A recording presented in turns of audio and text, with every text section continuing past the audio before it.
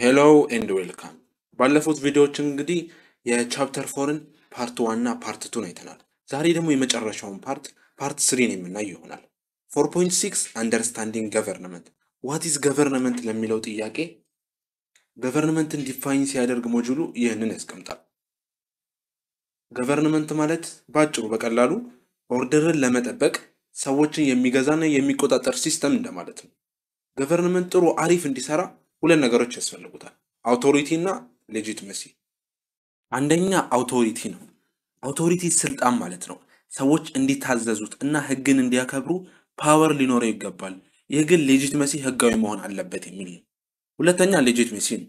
ሌጂቲመሲ ማለት ሰዎች መንግስትን እሺ ብለው የመምራት መብት አለው ብለው ሲያምኑና ህጉን በፍቃደኝነት ሲከተሉ ነው። ለምሳሌ አንድ ትምህርት ቤት አንዱን አስተማሪ የሆነን ክላስ እንዲያስተምር ይቀጥሯል እንበል። ተማሪዎቹ ትዕዛዙን ያከብራሉ ምክንያቱም ሌጂቲሜሲ አለው። ነገር ግን አንድ ሰው ዝም ብሎ ክላስ ገብቶ ትዕዛዝ ቢሰጥ ተማሪዎቹ ላያዳምጡት ይችላሉ ምክንያቱም ሌጂቲሜሲ የለውም። ሌጂቲሜሲ የሚለው ቃል ከላቲን ሌጂቲሜን ከሚለው ቃል የመጣ ሲሆን ቱ ዲክሌር ሎውፉል ማለት እንችላለን ወይንም ራይትፉልነስ ማለት እንችላለን። ሌላው ሐሳብ ደግሞ ፐርፐዝ ኤንድ ፈንክሽንስ ኦፍ ገቨርንመንት የሚል ነው። የአንድ ገቨርንመንት ዋና ዓላማው የሰዎችን መብት መጠበቅና ፍትህን ማስፈን። በጊዜ ሂደት ግን ኃላፊነቱ እየሰፋ ሄዷል። በተለይ ደግሞ ማህበረሰብ፣ ፖለቲካ፣ ኢኮኖሚ በማሳደግ ላይ ዋና የገቨርንመንት ፐርፐዝ እና ፈንክሽኖችን እንይ። አንደኛ ሰልፍ ፕሪዘርቬሽን ነው። ይህ ማለት ለህዝቦቹ ደህንነትና ኦርደርን መጠበቅ እንደማለት ነው። እንዲሁም ከውጭ ጠላት ራስን መከላከል፣ ራስን ፕሪዘርቭ ማድረግ ማለት ነው። ሁለተኛ ዲስትሪቢዩሽን ኤንድ ሬጉሌሽን ኦፍ ሪሶርስስ። ገቨርንመንት እንዴት መኒ፣ ላንድ የመሳሰሉትን ሪሶርሶቹን እንዴት ነው ማኔጅ የሚያደርገው የሚለውን ነው። እንዲሁም ማኔጅመንት ኦፍ ኮንፍሊክት፣ ፉልፊልመንት ኦፍ ሶሻል ኦር ግሩፕ አስፓይሬሽንስ። ጎል ያላቸውን እነሱን ማገዝ፣ ጎል ያላቸው ግሩፖች ካሉ ያንን ዓላማቸውን እንዲያሳኩ ማገዝ። ፕሮቴክሽን ኦፍ ራይትስ ኦፍ ሲቲዘንስ፣ ፕሮቴክሽን ኦፍ ፕሮፐርቲ፣ ኢምፕሊሜንቴሽንስ ኦፍ ሞራል ኮንዲሽንስ፣ ፕሮቫይዲንግ ጉድስ ኤንድ ሰርቪስስ ማለት ነው። እነዚህ እንግዲህ ምንድናቸው? የገቨርንመንት ዋና ዓላማ ናቸው ማለት ነው። ቀጣዩ ቶፒክ ደግሞ 4.7 አንደርስታንዲንግ ሲቲዝንሺፕ ነው። የመጀመሪያው ሲቲዝንሺፕ ራሱ ምንድን ነው? ዲፋይኒንግ ሲቲዝንሺፕ። ሲቲዝን ማለት a person who is a legal member of particular state and one who owes allegiance to that state። ማለትም ዜጋ ማለት የሆነ ሀገር ሌጋል አባል የሆነና ለዛም ሀገር ሎያሊቲ ታማኝነት የሰጠ ማለት ነው። ሶ ሲቲዝንሺፕ ማለት የአንድ ፓርቲኩላር ስቴት አባል ነው ወይስ አይደለም የምንለው የምንለይበት ነው ማለት ነው። የሲቲዝንሺፕ ሐሳብ ከማህበረሰብ ከቦታ ቦታ ከታሪክ ከፖለቲካ እይታ የሚለያይ ቢሆንም የጋራ የሚያደርጋቸው ነገሮች አሉ። ለምሳሌ መብት፣ ግዴታ፣ አይደንቲቲ፣ ፓርቲሲፔሽን ምናምን ማለት ነው። በጥቅሉ የሲቲዝንሺፕ ዋና አስፔክቶችና ፊቸሮችን ደግሞ እንይ። አንደኛ ሲቲዝንሺፕ አስ ስታተስ ኦፍ ራይትስ። ይህ ማለት ሲቲዝን መሆን አውቶማቲካሊ አንድን ሰው የሆነ መብቶችን ያሰጡታል የሚል ነው። እንደ ሆፎልድ ያሉ ሳይንቲስቶችን አራት የራይት መብት ኮምፖነንቶችን ይጠቅሳሉ። ሆፎልዲያን ኢንሲደንስም በመባል ይጠራሉ። አንደኛ ላይቤሪቲ ራይት ነው። ይሄ ለሌላው ሰው ሳያስፈልግ ሁለተኛ ሰው ሳያስፈልግ ራሱን ችሎ አክት የሚያደርግበት ነው። ለምሳሌ የመንቀሳቀስ መብት። ይህን መብት ማንም ሰው አያስፈልግም ወይ የሆነ ሁለተኛ ሰው ምናምን ነገር የለም። ሰውየው ራሱ የሚያደርገው ነገር ነውና ማንም ሰው ሊቀማውና ሊወስድበት አይገባም።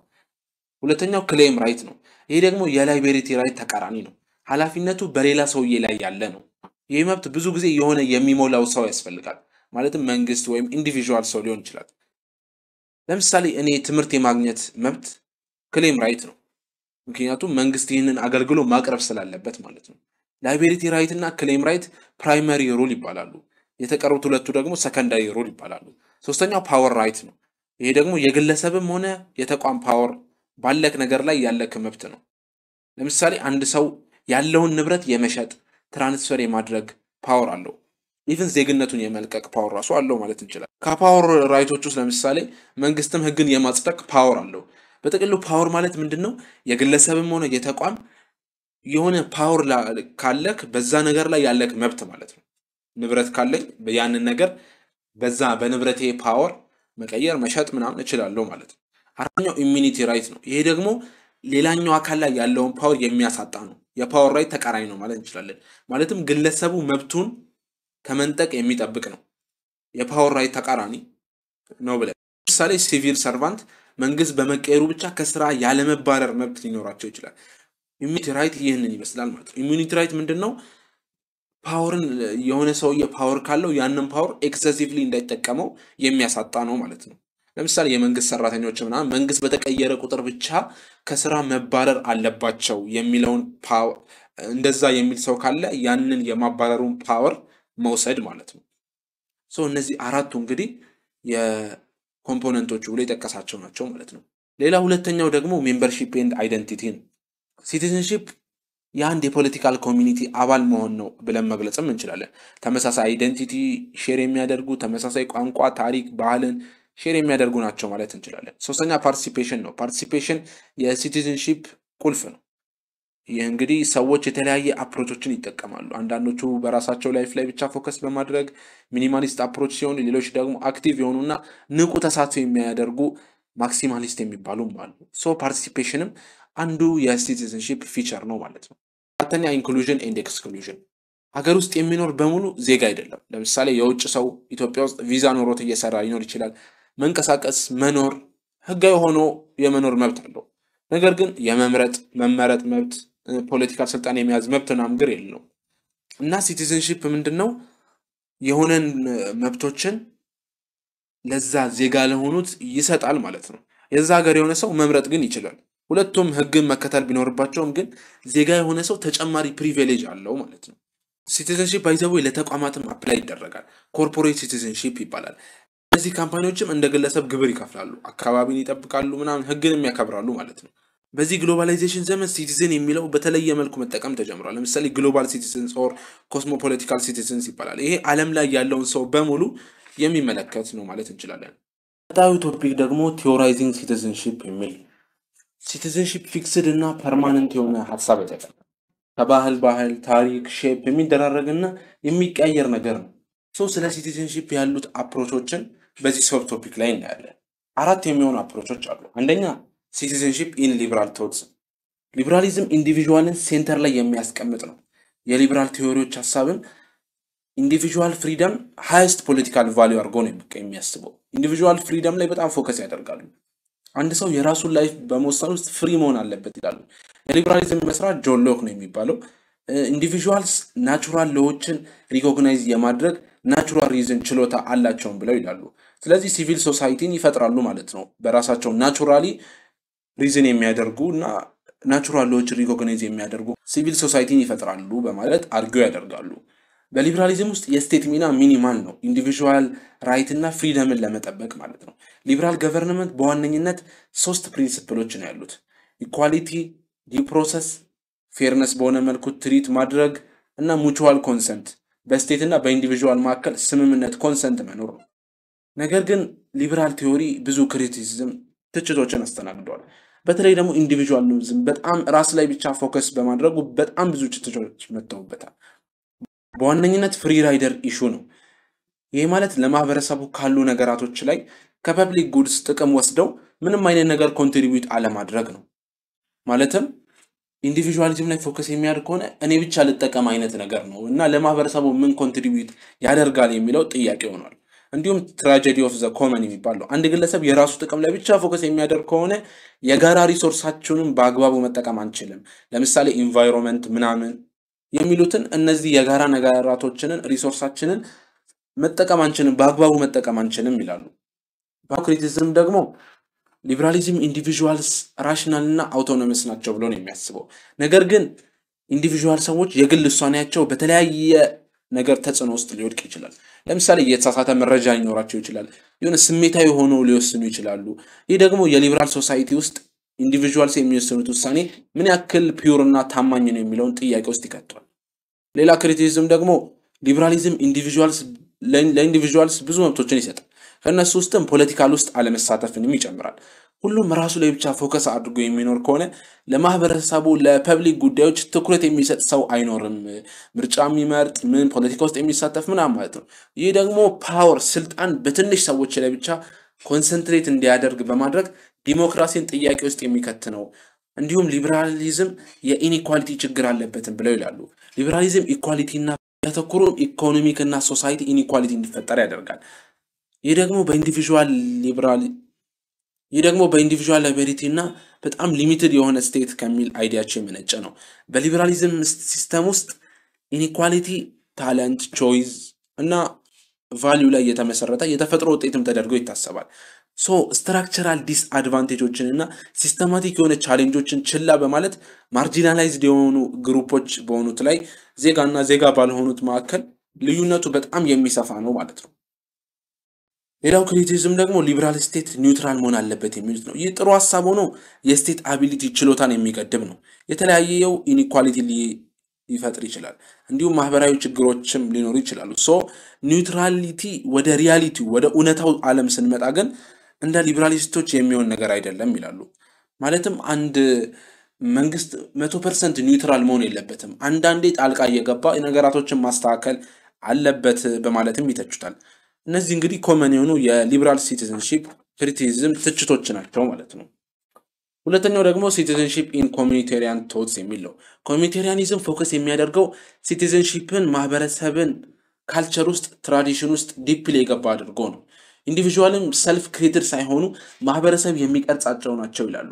ኮሚኒቴሪያኒዝም የሰዎች አይደንቲቲ ከወጡበት ኮሚኒቲ የመነጨ ነው ሲል በዚህ አመለካከትም ከግላዊ ፍሪደም የበለጠ ኮመን ጉድ የጋራ ጥቅም የበለጠ አስፈላጊ ነው ይለናል። ስቴትም ደግሞ ኒውትራል መሆን ሳይሆን የጋራ ጥቅሞችን ማስጠበቅ ይገባል ይላል።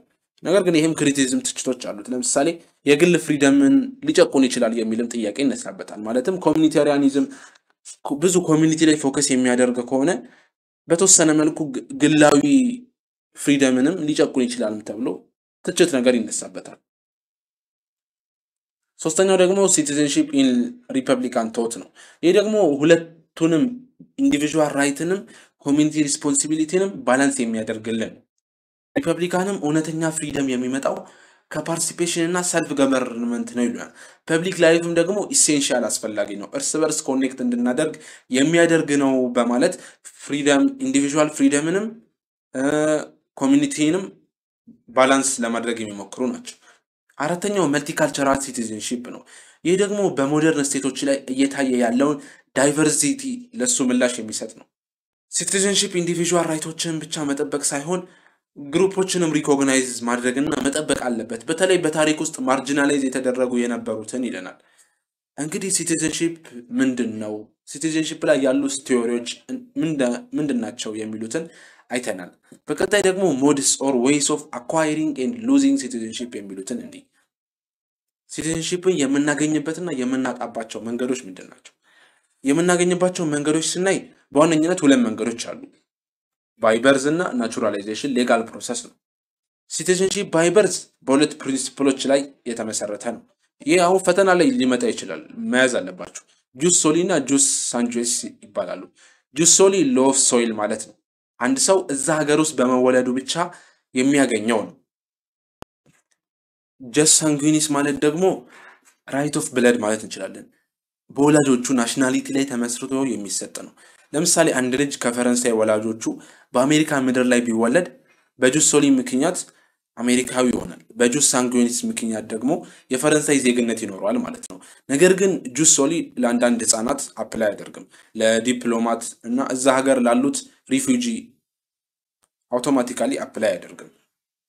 ይህ ኤክሰፕሽን ደግሞ ኤክስትራ ቴሪቶሪያሊቲ እና ኢንቫዮላቢሊቲ በሚባሉ ፕሪንሲፕሎች መሰረት ነው።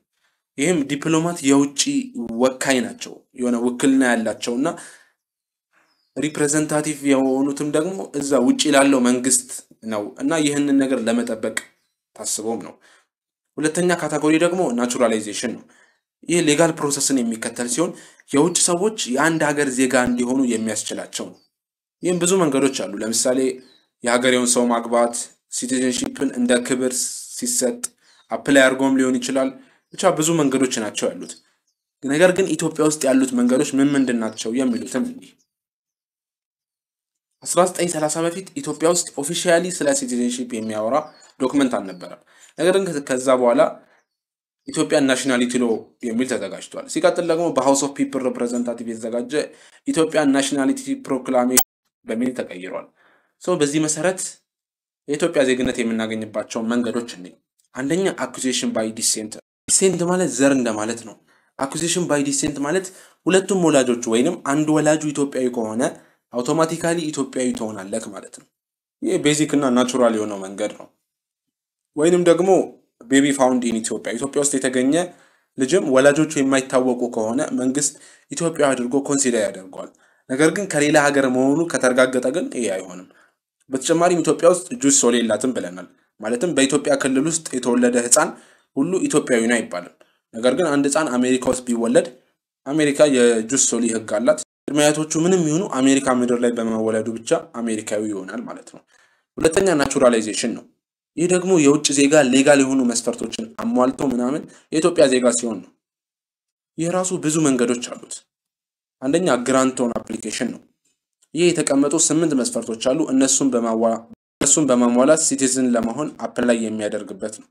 መስፈርቶቹ ደግሞ ከ18 ዓመት በላይ መሆን፣ ኢትዮጵያ ውስጥ ቢያንስ ላለፉት 4 ዓመታት የኖረ መሆን አለበት፣ በቂና ሌጋል ህጋዊ የሆነ የገቢ ምንጭ ሊኖረው ይገባል፣ ኢትዮጵያዊ ቋንቋ የሚናገር መሆን አለበት፣ ጥሩ የሆነ ሞራል ካራክተር ሊኖረው ይገባል፣ ምንም አይነት የወንጀል ሪከርድ ሊኖረው አይገባም፣ የቀደመውን ዜግነት የለቀቀ ወይንም መልቀቅ የሚችል መሆን አለበት፣ እንዲሁም የታማኝነት ቃል ኪዳንን መፈጸም አለበት የሚሉ ናቸው። ለምሳሌ አንድ ኬንያዊ ሰውዬ ኢትዮጵያ ውስጥ ለ4 ዓመት ከኖረ፣ አማርኛ መናገር ከቻለ፣ ህጋዊ ስራ ካለው እና እነዚህ መስፈርቶች ካሟላ ኢትዮጵያዊ ለመሆን አፕላይ ማድረግ ይችላል ማለት ነው። ሁለተኛው የናቹራላይዜሽን መንገድ ደግሞ ሜሬጅ ጋብቻ ነው። አንድ የውጭ ዜጋ ኢትዮጵያዊን ካገባ ሲቲዝን ለመሆን አፕላይ ይችላሉ ማለት ነው።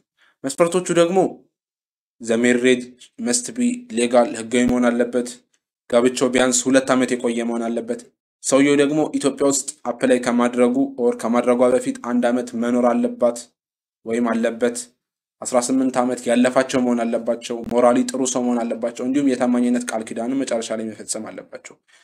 ለምሳሌ አንዲት የቱርክ ቸከስ ኢትዮጵያ ውስጥ አንዲትን ወጣት አግብታ ለ2 ዓመት ከኖሩ ለዜግነት አፕላይ ማድረግ ትችላለች ማለት ነው። ሶስተኛው አዶፕሽን ጉዲፈቻ የሚባለው ነው። ከውጭ የመጣ ልጅ ህጋዊ በሆነ መንገድ በኢትዮጵያ ወላጆቹ አዶፕት ከተደረገ ይሄ ልጅ ኢትዮጵያዊ መሆን ይችላል ማለት ነው። ይህም መስፈርቶች አሉት። ልጁ ከ18 ዓመት በታች መሆን አለበት፣ ከወላጆቹ ጋር ኢትዮጵያ ውስጥ መኖር አለበት፣ የበፊቱን ናሽናሊቲ የለቀቀ ወይንም ስቴትለስ መሆን አለበት፣ እንዲሁም አራተኛ ከሁለቱ ወላጆቹ አንዱ ኢትዮጵያዊ ካልሆነ ሪትን ፐርሚሽን ለልጁ ሊሰጠው ይገባል። ማለትም በጽሁፍ ነገር አዶፕት ያደረጉት ልጅ ኢትዮጵያዊ ዜግነት እንዲኖረው ፍቃደኝነታቸው ማረጋገጥ ነገር ማለት ነው። ለምሳሌ አንድ የፍሬንች ካፕሎች የ10 ዓመት ልጅን አዶፕት አደረጉና ወደ ኢትዮጵያ ሙቭ አደረጉ እንበል። አንድ ወላጅ ኢትዮጵያዊ ከሆነና ሪትን ፐርሚሽን ፍቃደኝነት ደግሞ ሌላኛው ወላጅ ለመጻፍ ከተስማሙ ልጁ ኢትዮጵያዊ መሆን ይችላል ማለት ነው። አራተኛ ደግሞ ስፔሻል ኮንትሪቢዩሽን። ይሄ ደግሞ አንድ የውጭ ሰው ለሀገሪቱ አሜዚንግ ስፔሻል የሆነ ነገር ሲያበረክት ማለት ነው። ትልቅ ሳይንቲፊክ የሆነ ምርምር ሊሆን ይችላል፣ የሆነ ሁማኒቴሪያን ኮንትሪቢዩሽን ኢኮኖሚካል የሆነ ነገር ሊሆን ይችላል። ካደረገ መንግስት ዳይሬክትሊ የተለመዱትን መስፈርቶች ሳያስፈልጉት ሲቲዝንሺፕን ሊሸልመው ይችላል ማለት ነው። ለምሳሌ አንድ የህንድ ዶክተር አዲስ የህክምና መሳሪያን ኢንቨንት በማድረግ የኢትዮጵያን ሆስፒታሎችን ቢጠቅምና ብዙ ላይፎች ላይ ፖዚቲቭ ተጽዕኖን ቢያመጣ የኢትዮጵያ ዜግነትን ጀባ ሊለው ይችላል ማለት ነው። አምስተኛ ሪአድሚሽን ኦር ሪስቶሬሽን ነው። እንግዲህ ቀድሞ የኢትዮጵያ ዜግነት የነበረው ሰው ናሽናሊቲውን ዜግነቱን ካጣ በኋላ ተመልሶ ማግኘት ከፈለገ ነው። ለምሳሌ አንድ የኢትዮጵያ ሰው ወደ ካናዳ ሄደና የካናዳ ዜግነት አግኝቶ ካናዲያን ሆነ። እናም ከዓመታት በኋላ ወደ ሀገሩ ተመልሶ ኢትዮጵያዊ ዜጋ መሆን ከፈለገ ኢትዮጵያዊ ዜግነቱን ለማስመለስ አፕላይ ማድረግ ይችላል ማለት ነው። በዚህ በሪአድሚሽን በሪስቶሬሽን መሰረት አንድ የውጭ ዜጋ የኢትዮጵያ ዜግነትን የሚያገኝበት መንገዶች ይህንን ይመስላሉ ማለት ነው። እንግዲህ አፕሊኬሽኑ ሰሚት የሚደረገው ደግሞ ለሴኩሪቲ ኢሚግሬሽን ኤንድ ሪፊጂ አፌርስ አውቶሪቲ ነው። ሲቀጥል ደግሞ አፕሊኬሽኑ 5 አባላት ባሉት ናሽናል አፌርስ ኮሚቴ ይገመገማል። ኮሚቴው አፕሩቭ ካደረገ በኋላ የታማኝነት ቃል ኪዳንን ኦዝ ኦፍ አሊጂያንስ ይፈጽማሉ ማለት ነው። ሌላው ቶፒክ ደግሞ ዱዋል ሲቲዝንሺፕ ነው። ይህ የሁለት ሀገር ዜጋ እንደመሆን ማለት ነው። ለምሳሌ አንድ አሜሪካን እየጎበኙ ያሉ የፈረንሳይ ቤተሰቦች በአሜሪካ ምድር ላይ ልጃቸውን ቢወሉ በጁስ ሶሊ መሰረት ያ ልጅ የአሜሪካ ዜግነት ሲኖረው በጁስ ሳንጉዊንስ መሰረት ደግሞ የፈረንሳይ ዜግነት ይኖረዋል ማለት ነው። እንዲሁም የተለያዩ ሀገር ዜግነት ካላቸው ወላጆች የተወለደ ልጅም የሁለቱ ሀገር ዜግነት ሊኖረው ይችላል ማለት ነው። ነገር ግን ኢትዮጵያ ውስጥ ዱዋል ሲቲዝንሺፕ እየተከለከለ ነው። የሁለት ሀገር ዜጋ እሆናለሁ አሜሪካዊም ኢትዮጵያዊም ብትል የኢትዮጵያ ህገ መንግስት ኖ በማለት ይከለክልሃል ማለት ነው። አሁን ደግሞ እስኪ ዌይስ ኦፍ ሉዚንግ ሲቲዝንሺፕ የሚለውን እንዴ አንድ ሰው ዜግነቱን የሚያጣበት መንገዶች ምንድን ናቸው? ይሄ ቮለንተሪ እና ኢንቮለንተሪ ራሱ ፈልጎም ሊሆን ይችላል፣ ሳይፈልግ መንግስት በግድ ሊወስድበትም ይችላል። እስኪ ዋና ዋና መንገዶችና ለኢትዮጵያን ይተገበራሉ አይተገበሩም የሚሉትን። አንደኛ ዴፕሪቬሽን ነው። ይሄ መንግስት ዜግነትህን ያላንተ ፈቃደኝነት ሲነጥቅክና ሲወስድብክ ነው። ሌሎች ሀገራት ላይ ዋነኛ ምክንያት የሚባሉት ለሌላ ሀገር ከሰለልክ፣ የሀገር ክህደት ከፈጸምክ ምናምን እና ደግሞ ከሀገርህ ጋር ምንም አይነት ሪል ኮኔክሽን ከሌለክ ነው። ነገር ግን ኢትዮጵያ ውስጥ ዴፕሪቬሽን የለም። ሶ ኢትዮጵያዊ ዜጋ ሲቲዝንሺፑን በዴፕሪቬሽን አያጣም ማለት ነው። ሁለተኛ ደግሞ ላፕስ ኤክስፓይሬሽን ነው። አንዳንድ ሀገራት ውስጥ ውጪ ብዙ ዓመታት ከቆየክ ሲቲዝንሺፕ ህግ ኤክስፓየር ያደርጋል ምናምን የሚል ህግ አላቸው። ለምሳሌ ኢንዲያ፣ ህንድ ውስጥ ከ7 ዓመት በላይ ውጪ ከኖርክ ሲቲዝንሺፕህን ታጣለክ የሚል ህግ አላቸው። ነገር ግን ኢትዮጵያ ውስጥ በተመሳሳይ ይህ ህግ አይሰራም። የኢትዮጵያ ዜግነት ይህን ያክል ዓመታት ውጪ ስለኖርክ ኤክስፓየር ያደርጋል የሚል ነገር የለውም ማለት ነው። ሶስተኛ ሪናንሴሽን ነው። ይሄ በፈቃደኝነት ዜግነቱን አልፈልግም ብለህ ስትሰጥ ነው። ኢትዮጵያ ይህንን ትፈቅዳለች። ነገር ግን ያለበትን ኃላፊነት ካለ መጀመሪያ ማሟላት አለበት። ለምሳሌ ታክስ ምናምን የሆኑ መንግስታዊ የሆኑ ኃላፊነቶች ካሉበት ማለት ነው። እናም ኦፊሻሊ ሪሊዝድ መሆን አለበት። ኢትዮጵያዊ መሆንህ ይሄ ፕሮሰስ እስኪያልቅ ድረስ ስለማያቆም ማለት ነው። የሪናንሴሽን ለምሳሌ አንድ ኢትዮጵያዊ ወደ ጀርመን ሄደና ጀርመናዊ መሆን ከፈለገ የኢትዮጵያዊ ዜግነቱን ሪናንስ ማድረግ ይችላል ማለት ነው። አራተኛ ሰብስቲቱሽን ነው። ይሄ ደግሞ አውቶማቲካሊ በሌላ ሀገር ዜግነት ስትተካ ነው። ይሄ ሁለት መንገዶች አሉት፣ ባይ ናቹራላይዜሽን እና አኔክሴሽን ነው። ናቹራላይዜሽን አፕላይ አድርገክ የሌላ ሀገር ዜጋ ከሆንክ የኢትዮጵያ ዜግነት ካንስል ኦር ሪፕሌስ ይደረጋል ማለት ነው። ይሄ ናቹራላይዜሽን ሲሆን፣ አኔክሴሽን ደግሞ ለምሳሌ አይበለውና ያው ሀፕንም አያደርግም፣ ግን እንደው ለምሳሌ የኢትዮጵያ ድንበር በሌላ ሀገር ከተወሰደ አውቶማቲካሊ የዛ አዲስ ሀገር ዜጋ ሊሆን ይችላሉ እንደማለት ነው። እነዚህ እንግዲህ ዌይስ ኦፍ ሉዚንግ ሲቲዝንሺፕ ዜግነታችንን የምናጣባቸው መንገዶች ናቸው ማለት ነው። በአራቱ ውስጥ ሁለቱ ብቻ ነው ኢትዮጵያ ውስጥ የሚሰሩት፣ እነሱም ሪናንሴሽን እና ሰብስቲቱሽን ነው። እንዲሁም የዚህ ዩኒት የመጨረሻ ሀሳብ ደግሞ ስቴትለስነስ ነው። ስቴትለስነስ አንድ ሰው በምንም ሀገር ዜጋ ነክ ተብሎ ሪኮግናይዝ ሳይደረግ ሲቀር ነው፣ ሀገር አልባ ሲሆን ነው። የሚጠብቀው መንግስት የለው፣ መብቶቹን የሚያስከብርለት፣ መሰረታዊ አገልግሎት የሚሰጠው፣ ትምህርት፣ ጤና ምናምን የሚሰጠው፣ ኢቭን ሌጋል መታወቂያዎች ፓስፖርት ምናምን የሉትም ማለት ነው። ዋነኛ የስቴትለስነስ ምክንያት ስቴት ፌለር ነው፣ የሀገር መውደም ማለት ነው። ዜጎቹ ሀገር አልባ ስቴትለስነስ በዴፕሪቬሽን ምክንያት ሊሆን ይችላል። መንግስት ዜግነቱን ሲወስድና ያለምንም ናሽናሊቲ ሲያስቀረው ማለት ነው። ቅድም እንዳየ ነው ማለት ነው። በተጨማሪም በፍቃደኝነት ዜግነታቸውን ትተው የሌላ ሀገር ዜግነት ሳያገኙ ሲቀሩ መሀል ላይ ሲንጠለጠሉ ስቴትለስነስ ሊሆኑ ይችላሉ ማለት ነው። በአንዳንድ ሁኔታዎች ደግሞ መንግስት ራሱ ወይንም አድሏዊ ህጎቹ ምክንያት ሊሆኑ ይችላሉ ለስቴትለስነስ። በኤትኒሲቲ፣ ሪሊጅን፣ ሬስ ምናምን የሆኑ ግሩፖችን ኤክስክሉዝ ሲያደርግ እንግዲህ ሀገር አልባ ሊያደርጋቸው ይችላል ማለት ነው። ይሄን አድሏዊ በሆነ መንግስታዊ ሲስተማቲክ በሆነ ሁኔታ ማለት ነው። ስቴትለስነስ የሆኑ ሰዎችን በጣም ቨልነራብል የሆኑ ናቸው። ቤዚክ የተባሉ